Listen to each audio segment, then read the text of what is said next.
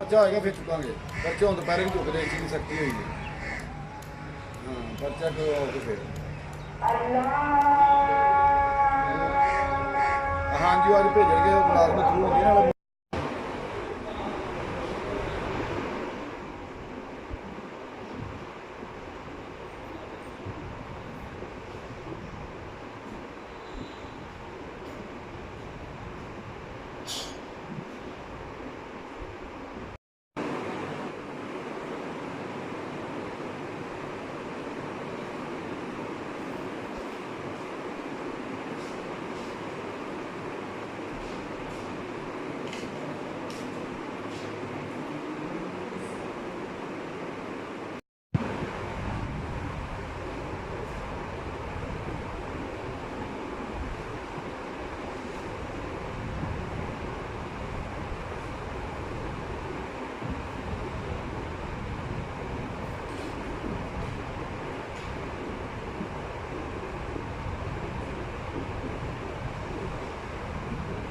ਵਾਲਾ ਸੈਨਾ ਵਲਦ ਪਰਵੇਜ਼ ਇਕਬਾਲ ਚੱਕ ਨੰਬਰ 92 ਵਾਲੇ ਦਾ ਰਹਿਣ ਵਾਲਾ ਮੈਂ ਕੌਮ ਮੇਰੀ ਬਰਵਾਲੇ।